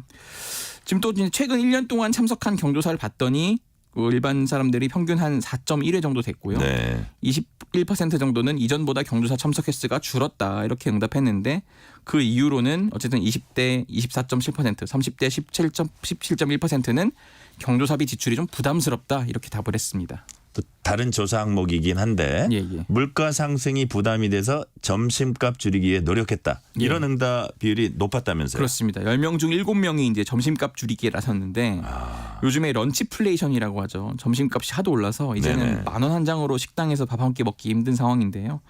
이번 조사에서 특히 또 눈에 띄는 거는 도시락을 싼다 이런 응답도 많았고 남성들의 경우에는 구내 식당, 편의점 간편식을 찾는다고 많이 응답을 했고요.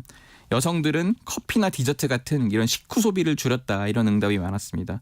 이 긴축한 덕분에 점심값을 6,000원까지 줄이는 데 성공했지만 이 6,000원까지 줄였다는 분들도 이들 중에 한 그 10명 중 2명은 더 5,000원까지 한 번 더 줄여보겠다 이렇게 지금 나서고 있습니다. 네. 이 밖에 눈에 띄는 조사 항목 어떤 게 있었나요? 그 요즘 이제 부업을 병행하고 있다는 분들이 많은데 여기도 이제 한 16.9%에 달했습니다. 특히 3년차 직장인 3년차 이하 저연차 때 이 부업을 결심했다는 비중이 절반인데요. 요즘에 이제 N잡이라고도 하죠. 이제 N잡에 뛰어드는 이유로는 뭐 생활비, 노후 대비 이런 경제적 이유가 아무래도 61% 가장 많았고요. 10명 중 4명은 이제 비경제적 이유를 꼽기도 했습니다. 세대에 따라 나눠보면은 MD세대 같은 경우에는 이제 창업이나 이직을 준비하기 위해서라는 답변이 많았고 이제 X세대라든지 베이비부머 세대는 뭐 본업의 역량을 강화하기 위해서 부업을 병행하고 있다 이렇게 답했습니다. 또 당분간 내 집 마련이 쉽지 않다 이렇게 응답한 비율도 꽤 높았는데요. 20, 30대 직장인 중에 한 절반 정도 그리고 40에서 60대 사이에 43% 정도가 올해 집 구매하기는 좀 나쁘다 이렇게 밝혔고요. 현재 집값이 그만큼 고점에 도달했다는 인식이 지배적이었습니다. 향후 20, 30대 경우에는 부동산 구입 의향이 있다는 응답이 절반이 넘었는데 그럼에도 불구하고 앞으로 몇 년 더 기다려봐야겠다 의견이 가장 높았습니다. 구입 시기를 묻는 질문도 있었는데요. 5년 이후로 답한 비중이 32% 그리고 3에서 5년 이내라는 응답이 24.5%로 뒤를 이었습니다. 잘 들었습니다. 최영찬 기자였습니다. 감사합니다. 고맙습니다. 지금 시각 8시 41분입니다. 이 시각 출근길 교통정보입니다. 출근길 위로 돌발 구간이 많습니다. 경부고속도로 서울 방면으로 신갈분기점 부근 5차로에는 고장난 차가 서 있어서 기흥부터 속도 많이 떨어져 있습니다. 서울 양양고속도로 양양 쪽으로는 고속도로 진입하자마자 선동 부근에서 사고가 나면서 2, 3차로를 막고 처리 작업을 하고 있습니다. 수도권 제1순환고속도로 판교에서 구리를 지나 일산 방면으로 사패산 터널 1차로에는 고장난 차가 서 있어서 의정부 나들목 이전부터 정체 심해졌습니다. 서울시내 강변북로 일산 쪽으로 반포대교 부근 1차로에서는 여전히 사고를 처리하고 있는데요. 구리 시계부터 정체입니다. 같은 방면 올림픽대로에서도 암사대교 이전부터 한강대교 사이로 여전히 정체 심한데 이 사이 성수대교 부근에서도 사고까지 났습니다. 서부간선 지하도로 일찍 방면으로 성산대교 남단에서 진입하자마자 1차로에도 고장난 차가 서 있고요. 반대 성산대교 쪽으로 금천교 부근에서도 2차로를 막고 고장난 차를 처리하고 있습니다. 그 밖에 강남순환로 성산 쪽으로 금천요금소를 앞두고 2차로에서도 사고가 났습니다. KBS 교통정보센터에서 김민희였습니다.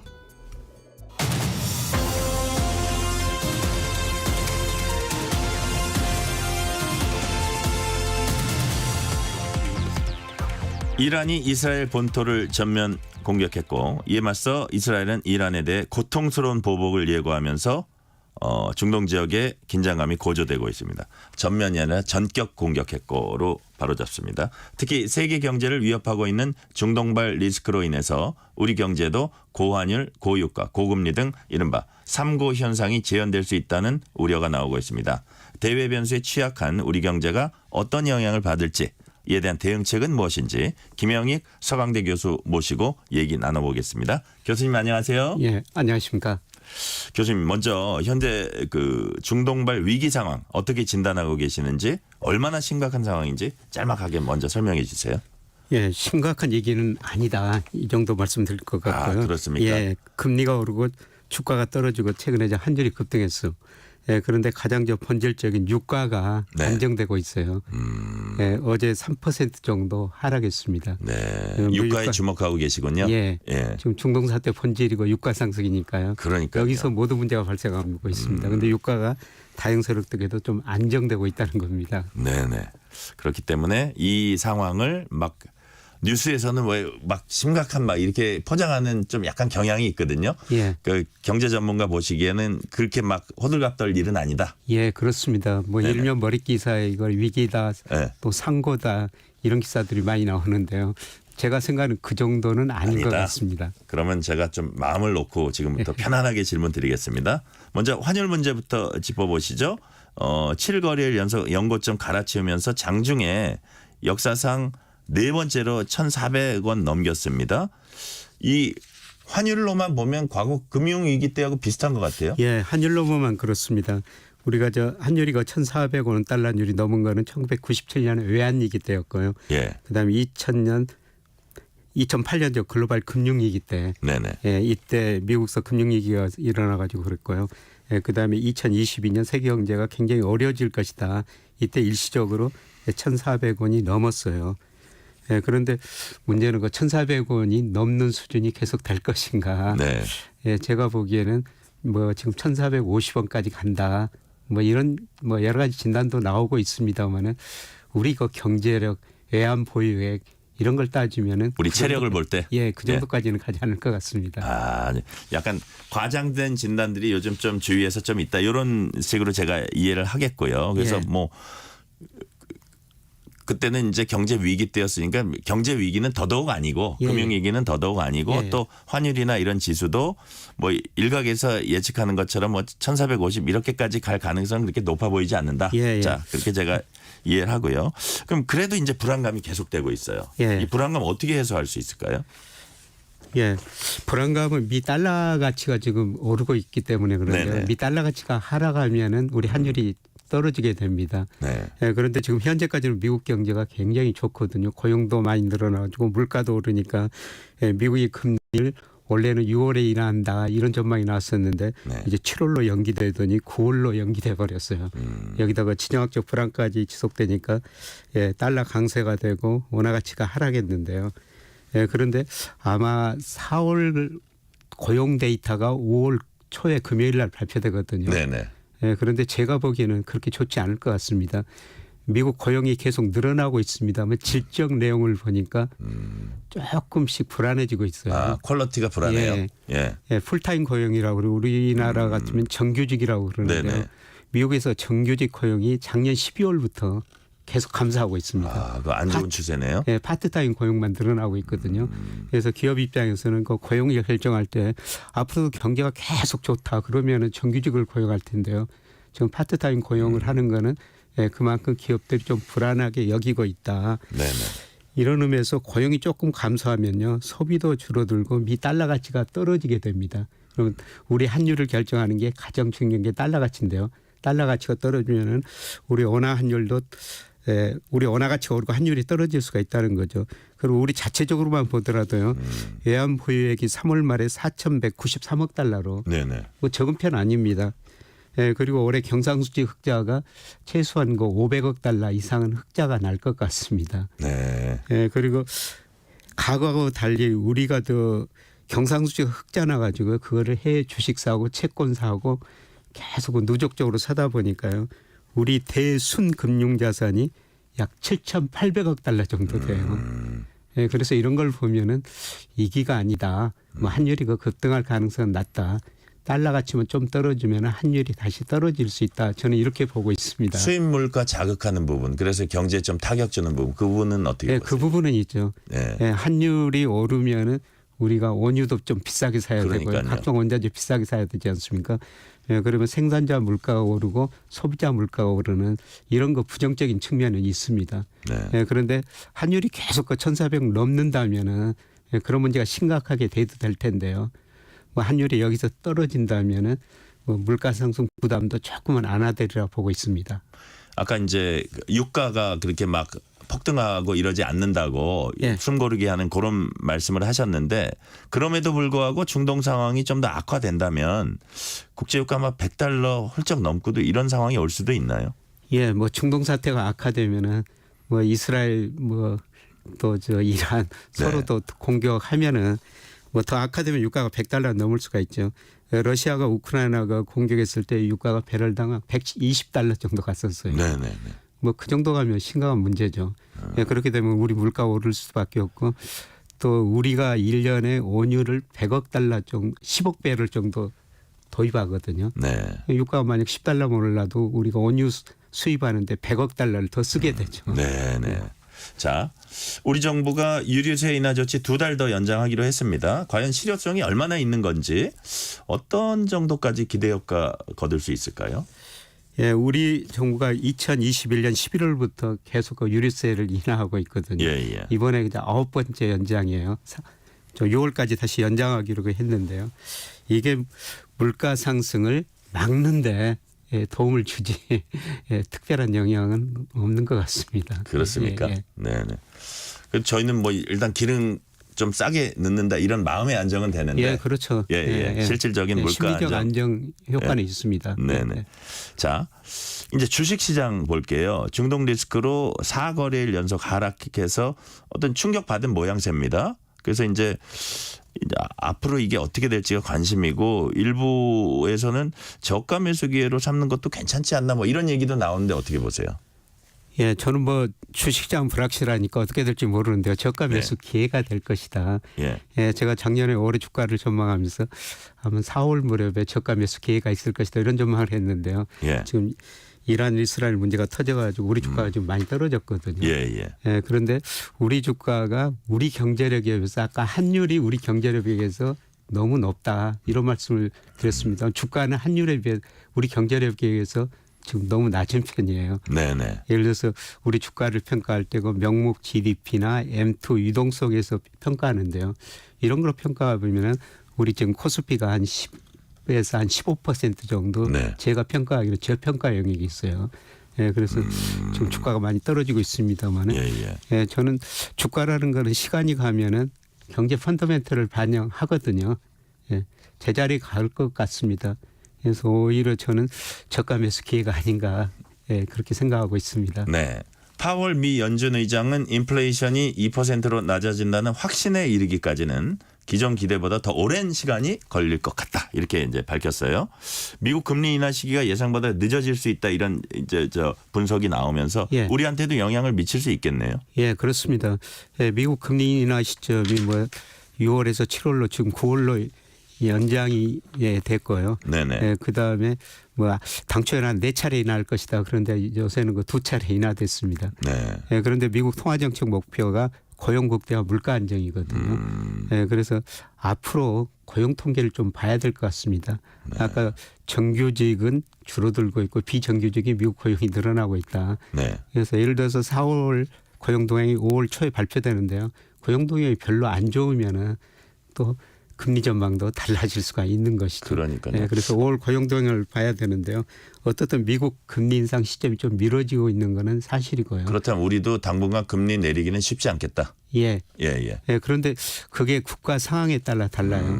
그리고 유럽 중앙은행 20이라고 그러죠. 20위는 뭐 나가르도 총재가 6월부터 금리 인하를 하겠다 이런 거를 시사했었거든요.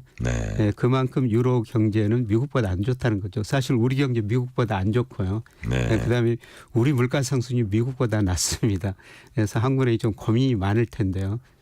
미국이 앞으로 금리 인하한다는 거는 시점의 문제지 인하를 할 거거든요.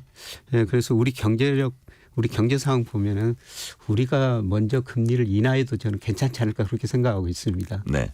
정부가 최근 중동발 리스크 등 여러 대외 악재에 효율적으로 대응할 방안 이제 고심하고 있을 텐데요. 교수님 보시기에 현재 위기 상황에서 우리 정부가 내놓을 수 있는 가장 선제적인 정책이 뭐가 있다고 보세요? 네, 선제적인 정책이라는 건 지금 모든 게 지금 물가 때문에 금리도 오르고 뭐 우리 생활도 좀 상당히 어려워지고 있거든요. 어떻든 저 물가 안정을 위해서 정부가 노력하고 있습니다만 물가 안정이 최선의 지금 목표가 아닌가 정책의 목표가 아닌가 그렇게 생각이 됩니다. 네. 자, 마지막으로 짧게 한 말씀 해주세요. 우리 경제가 대변수에 내성 키우고 기초 체력 튼튼히 할 수 있는 중장기적인 대응 전략. 요거 한 가지 딱 꼽는다면 뭐가 있을까요? 네, 수출이죠. 우리 GDP에서 수출이 45% 차지하고 있으니까요. 우리 기업 경쟁력 이걸 높이는 게 우리 경제가 앞으로 성장할 수 있는 가장 좋은 방법이 아닌가 생각됩니다. 예, 3고 시대 수출 전망 어떨 거라고 보세요? 예, 우리 수출 지금 올해 들어서 늘어나고 있습니다. 예. 그동안 분진했던 반도체 수출이 많이 늘어나고 있고요. 그다음에 선박 수출이 늘어나고 있습니다. 아마 수출 때문에 우리 경제가 IMF가 2.3% 성장한다고 전망했는데요. 그 정도 성장할 것 같습니다. 수출 전망 괜찮게 보고 계신 그렇습니다. 거네요. 예. 네네. 오늘은 여기까지 듣겠습니다. 김영익 서강대 교수였습니다. 감사합니다. 고맙습니다. 세상을 바라보는 바른 시선. 전종철의 전격 시사.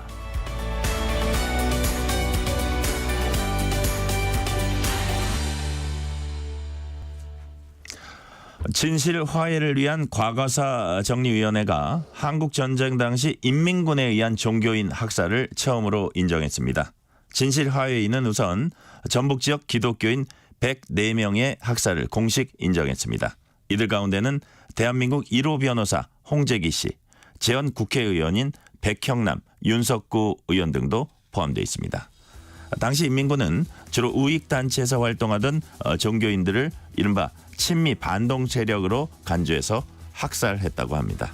진실화해위는 종교인 학살 희생자가 전국적으로 1,700명에 달할 것으로 보고 있습니다. 4월 18일 전종철의 전격시사 여기서 마칩니다. 진행의 전종철 기자입니다. 저는 내일 다시 찾아뵙겠습니다. 안녕하세요. 국회